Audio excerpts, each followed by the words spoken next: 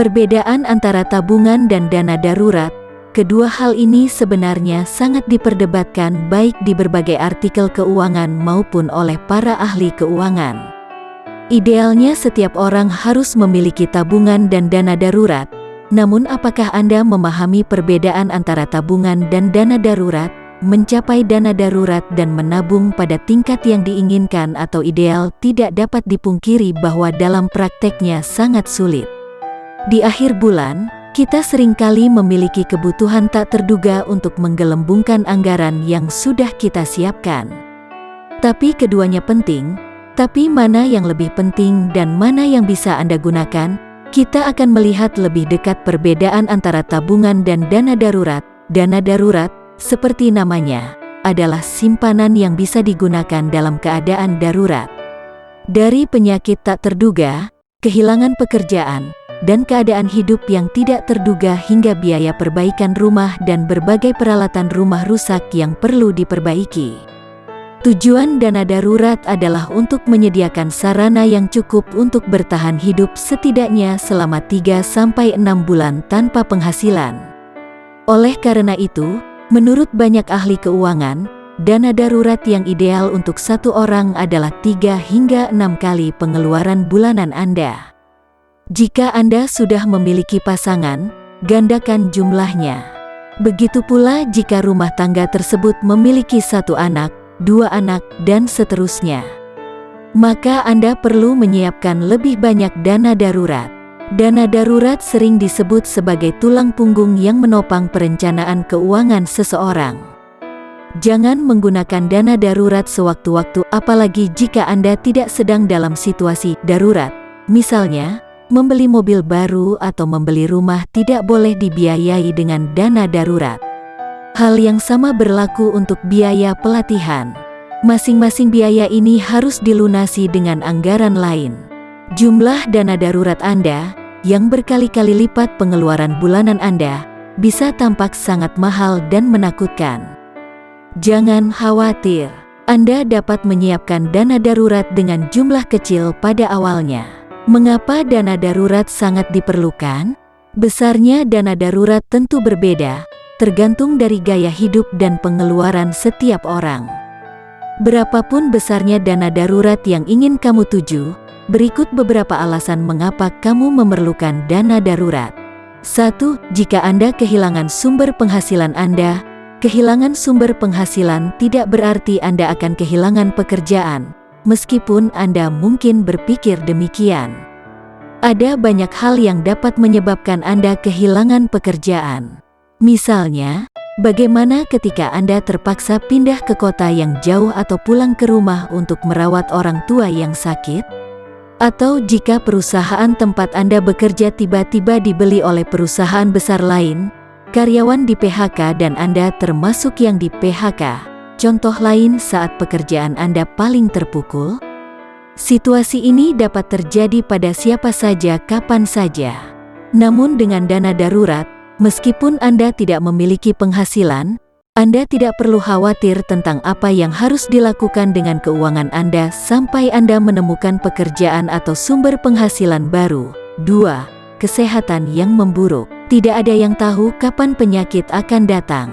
Bahkan jika Anda sudah memiliki ketenangan pikiran dengan asuransi kesehatan Anda harus membangun dana darurat untuk mencegah kondisi seperti itu. Jadi, jika kesehatan Anda memburuk yang harus Anda tanggung sendiri, Anda dapat menerimanya dari dana darurat. Sehingga tidak perlu mengambil uang tabungan atau uang yang dipersiapkan untuk biaya hidup bulanan. Apa saja yang termasuk kondisi darurat, tidak semua kondisi yang mendesak merupakan keadaan darurat. Untuk dapat menggunakan dana darurat dengan benar dan tepat dalam situasi tersebut, kita perlu memahami apa itu keadaan darurat. Berikut beberapa contoh keadaan darurat keuangan yang dapat didanai dengan dana darurat. Kehilangan pekerjaan, biaya pengobatan tak terduga untuk pemeliharaan kesehatan, ada kecelakaan lalu lintas atau kerusakan mobil mendadak, kerusakan pada barang apapun di rumah Anda, seperti AC kamar tidur, atap bocor, seorang anggota keluarga meninggal dan Anda harus membeli tiket menit terakhir untuk sampai ke tujuan Anda, seorang anggota keluarga atau orang tua sakit dan Anda harus mengambil cuti dari pekerjaan untuk merawat mereka. Apa saja yang bukan keadaan darurat? Fungsi dari dana darurat adalah untuk membantu keuanganmu dalam membiayai berbagai keadaan darurat. Sebaliknya, kamu juga harus tahu apa saja yang tidak dapat disebut sebagai keadaan darurat. Berikut uraian non-darurat adalah contoh situasi non-darurat yang tidak boleh didanai melalui dana darurat. Prosedur medis yang tidak mendesak seperti operasi plastik, diskon tiket liburan yang ingin dibeli. Seorang teman mengundang saya untuk menghadiri pernikahan mendadak yang jauh.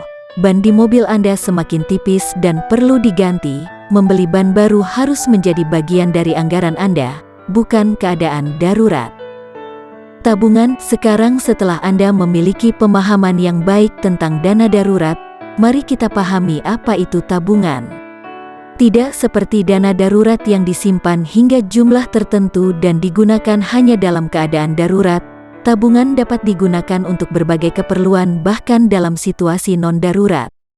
Misalnya, Anda mungkin ingin membayar uang muka untuk rumah atau mobil baru, membeli peralatan baru, membayar kuliah, membayar liburan, atau menabung untuk mengejar hobi tertentu. Seperti dana darurat, tabungan memiliki tujuan tertentu.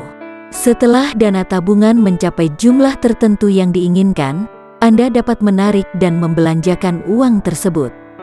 Dana darurat adalah jenis tabungan yang harus dimiliki seseorang. Tabungan biasanya dapat diwujudkan dalam rekening bank, investasi, dan aset lain yang dapat dikembangkan. Mengapa menabung itu penting? Anda mungkin sering mendengar betapa pentingnya menabung, berapapun usia Anda. Menabung lebih mudah jika Anda memiliki tujuan yang jelas, yang meningkatkan motivasi Anda untuk menabung. 1.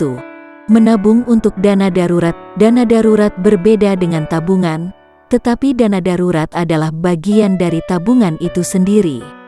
Seperti dijelaskan tadi, dana darurat hanya dapat digunakan untuk mendanai berbagai keadaan darurat dan darurat mendadak. Misalnya, tagihan medis, tagihan perbaikan mobil, pengangguran mendadak, dan lain-lain.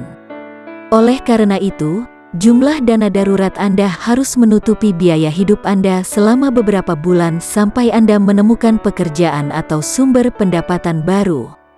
Anda dapat mulai menabung untuk dana darurat Anda dengan jumlah kecil dan meningkatkannya perlahan-lahan berdasarkan pendapatan bulanan dan pengeluaran bulanan Anda. Tentu saja, besaran dana darurat setiap orang berbeda-beda. 2. Tabungan pensiun. Mempersiapkan masa pensiun harus dilakukan sesegera mungkin, apalagi jika pekerjaan Anda tidak memberikan jaminan hari tua. Semakin cepat kamu mulai menabung, maka semakin panjang pula waktu yang kamu miliki untuk mempersiapkan masa pensiun. Kamu bisa membuka tabungan khusus untuk pensiun. Biasanya bank menyediakan besaran bunga khusus bagi nasabah yang membuka tabungan pensiun. Dana ini tidak dapat ditarik sebelum waktu tertentu untuk pensiun. Ketika tiba saat kamu pensiun. 3. Tabungan untuk uang muka rumah. Bagi yang bermimpi atau bercita-cita membeli rumah sendiri, uang muka yang dibutuhkan tentu tidak sedikit. Jika Anda tidak dapat membayar seluruh uang muka sekaligus, Anda pasti harus menabung untuk membayar uang muka rumah. Setiap bulan Anda perlu menabung ketika Anda dapat membayar uang muka. 4. Menabung untuk liburan, pembelian mobil baru dan kesenangan lainnya. Menabung dan menabung bukan berarti tidak bisa dinikmati. Anda bisa menabung ekstra untuk berbagai jenis kesenangan dan kemewahan, seperti membeli mobil baru, berlibur di tempat tujuan impian Anda, atau hal lain yang Anda lakukan hanya untuk bersenang-senang. Itu membuat saya merasa lebih termotivasi untuk melakukannya. Bahkan, Anda dapat dengan senang hati menghemat uang, mengumpulkan uang lebih cepat, dan mendapatkan apa yang Anda inginkan dengan cepat. 5. Tabungan investasi. Investasi merupakan salah satu tujuan terpenting dalam perencanaan keuangan. Anda dapat mulai berinvestasi dengan jumlah uang minimum, tetapi Anda juga dapat menabung hingga jumlah yang ingin Anda investasikan. Misalnya, jika Anda ingin berinvestasi di reksadana atau saham, atau membeli tanah, mana yang lebih penting? Dana darurat dan tabungan adalah dua hal yang sangat penting. Namun pertanyaan yang pasti akan muncul di benak Anda adalah, mana yang lebih penting, dana darurat atau rekening tabungan? Tentu saja, keduanya penting, jadi Anda harus memiliki keduanya. Namun jika Anda masih belum memiliki dana darurat dan memiliki tabungan yang cukup, dana darurat harus menjadi prioritas Anda. Dana darurat adalah jenis rekening tabungan. Dana darurat berguna dalam berbagai keadaan darurat, jadi sangat ideal untuk memulai dengan dana darurat. Keadaan darurat datang secara tidak terduga. Seperti pandemi yang melanda dunia sepanjang tahun 2020, misalnya. Banyak negara di dunia terancam resesi, melemahnya sektor ekonomi dan banyak orang kehilangan pekerjaan. Mungkin Anda salah satu yang merasakan dampak dari pandemi tahun ini. Pandemi yang membuat kita tidak memiliki sumber pendapatan dan ketidakmampuan untuk menutupi berbagai pengeluaran mungkin memerlukan dana darurat untuk menutupi semua kebutuhan kita. Setelah Anda memiliki dana darurat, Anda dapat menyimpannya untuk keperluan lain. Membeli mobil baru, bepergian ke luar negeri, dan lain-lain. Namun jika Anda bisa mengumpulkan dana darurat dan menabung sekaligus, Anda bisa melakukan keduanya sekaligus. Tidak semua situasi keuangan semua orang sama, jadi Anda bisa menyesuaikan dengan situasi keuangan Anda sendiri. Tidak apa banyak membaca dan mendengarkan tentang manajemen keuangan, tetapi yang terpenting, sesuaikan perencanaan keuangan Anda dengan situasi Anda saat ini. Setelah Anda memiliki dana darurat, Anda dapat menyimpannya untuk keperluan lain. Membeli mobil baru, bepergian ke luar negeri, dan lain-lain. Namun jika Anda bisa mengumpulkan dana darurat dan menabung sekaligus, Anda bisa melakukan keduanya sekaligus. Tidak semua situasi keuangan semua orang sama, jadi Anda bisa menyesuaikan dengan situasi keuangan Anda sendiri. Tidak apa-apa membaca banyak buku dan artikel tentang manajemen keuangan, tetapi yang terpenting, sesuaikan perencanaan keuangan Anda dengan situasi Anda saat ini. Semoga bermanfaat.